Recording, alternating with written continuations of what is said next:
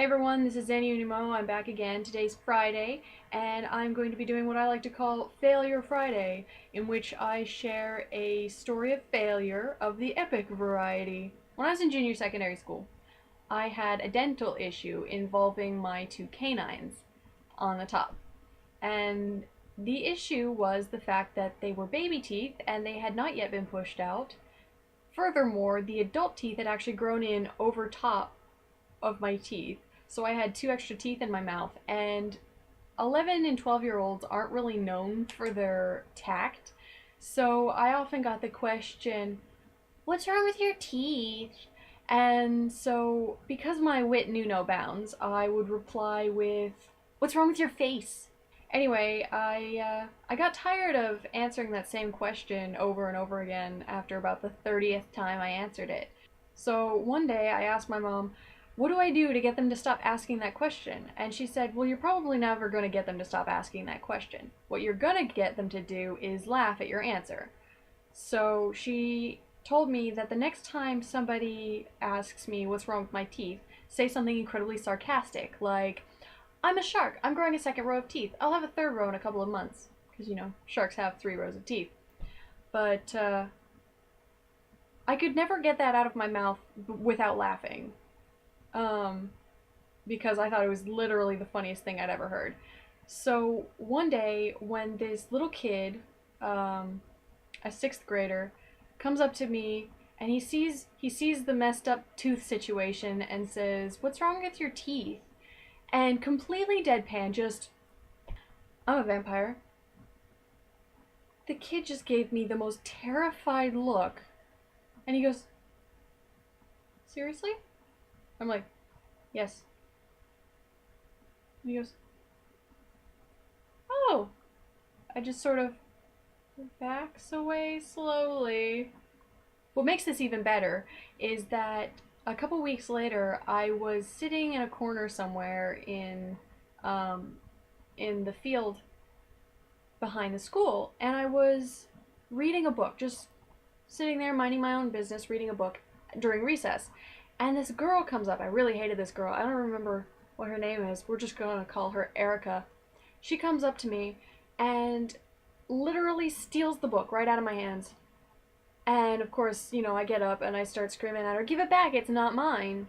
It was, I think it belonged to my brother's friend or something, but I borrowed the book from him. Anyway, she goes, "Why don't you get a life? Why are you always sitting here reading? This is recess, you're supposed to be playing with your friends. Oh wait, you don't have any." Which is like apparently the biggest burn she could possibly come up with. I didn't care that I didn't have any friends. I just wanted my book back. And so I just got up and I said, "Give it back." And she goes, "Or what?" And I'm like, "Or I'll take it back." And so she holds the book up over her head. And granted, she was about a foot taller than me. So holding the book above my head, above her head, let alone above my head, was just, there was no way I was going to get it. So I had intended to jump up and grab her arm in an attempt to weigh her down. But at 12 years old, I weighed all of like 85 pounds soaking wet. So she, unsurprisingly, was able to hold up my weight. And so, not to be deterred, I did the very next thing that came to mind, and I bit her on her arm, right here. And I bit her down so hard I actually drew blood. And she screams, drops my book, I let go, grab the book, and run off. The next day, I come to school, and kids just in the hallways, and I'm just like, what's going on? Everybody was scared to look me in the eye. Everybody was scared to stand within 3 feet of me. And so I was just like, I don't understand what's going on. So I go to my locker to put my coat and my outdoor shoes away. And it's as I'm pulling on my indoor shoes that I hear, "That's her. That's the girl that bit Erica." And I just like, whoa.